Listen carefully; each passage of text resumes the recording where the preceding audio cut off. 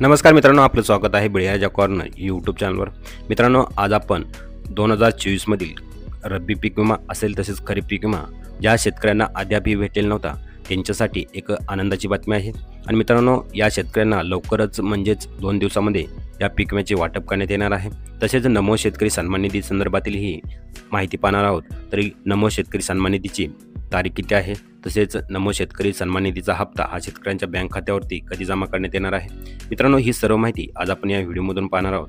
तसेच 2024मधील रब्बी आणि खरीप या दोन्ही हंगामातील कोणत्या शेतकऱ्यांना या पीक विम्याचे वाटप करण्यात येणार आहे, तसेच यामधील कोणते जिल्हे असतील, ही सर्व माहिती आज आपण या व्हिडिओमधून पाहणार आहोत. तरी चॅनलवर नवीन आला असाल तर चॅनल सबस्क्राईब करून ठेवा. असेच नवनवीन व्हिडिओ आणि अपडेट आपण घेऊन येत असतो. चला तर मग व्हिडिओ सुरू करूया.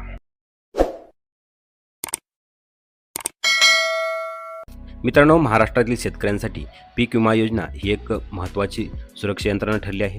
मित्रांनो, सप्टेंबर 2024मधील अतिवृष्टीमुळे मोठ्या प्रमाणात शेतीचे नुकसान झाले होते आणि त्यामुळे या योजनेचे महत्त्व अधिक अधोरेखित हे झाले आहे. मित्रांनो, शेतकऱ्यांना वेळेस आर्थिक मदत मिळावी यासाठी राज्य सरकारने भरपाईच्या प्रक्रियेत सुधारणा केल्या आहेत.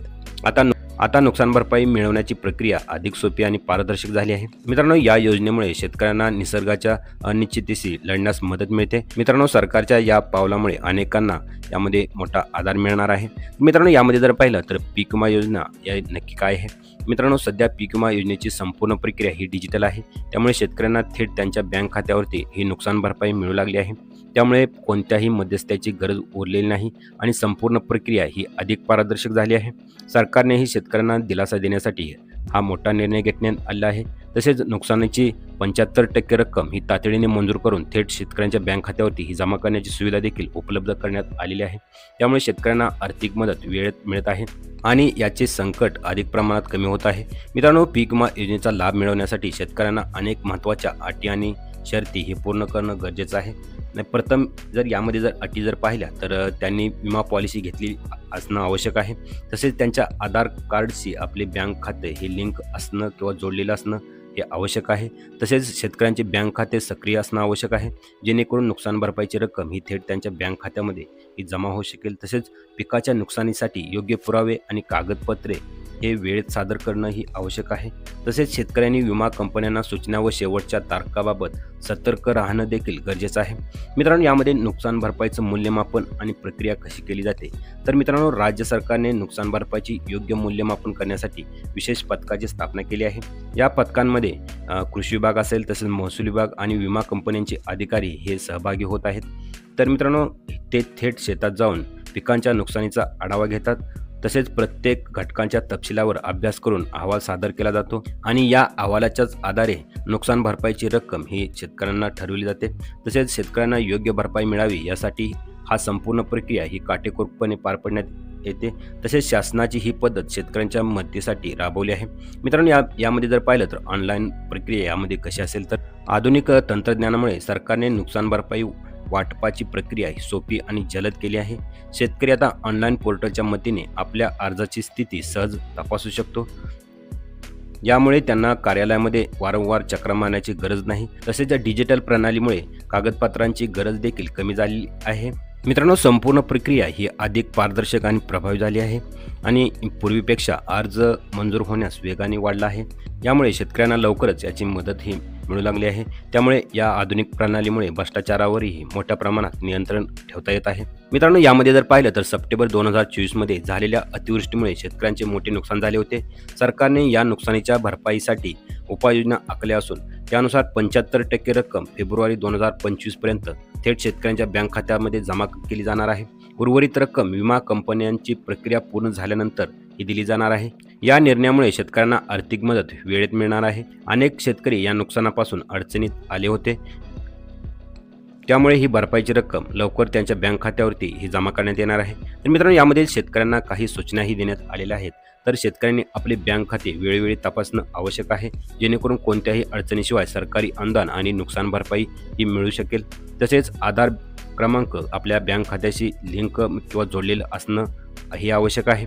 तसेच स्थानिक कृषी कार्यालयाशी सतत संपर्क ठेवून सरकारी योजनांची माहिती घेणं महत्त्वाचं आहे.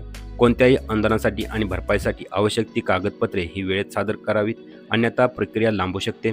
आपल्या अर्जाची स्थिती काय आहे आणि भरपाई कधी मिळेल यासाठी वेळोवेळी अद्ययावत माहिती घेत राहा. तर मित्रांनो, यामध्ये जर पाहिलं तर या पीक विमा संदर्भातील ही माहिती होती. तर मित्रांनो, नमो शेतकरी सन्मान निधी संदर्भातील एक महत्त्वाचे अपडेट आहे. मित्रांनो, नमो शेतकरी महासन्मान निधीचा 6व्या हप्ता 2,000 रुपये हे शेतकऱ्यांच्या बँक खात्यावरती जमा करण्यात आलेला आहे. मित्रांनो, शेतकरी पुढील हप्त्याची आतुरतेने वाट पाहत आहेत. सरकार लवकरच पुढचा हप्ता शेतकऱ्यांच्या बँक खात्यावरती पाठवणार असल्याचं सांगितलं जात आहे. त्यामुळे राज्यातील लाखो शेतकरी याबाबत अधिकृत घोषणेची वाट पाहत आहेत.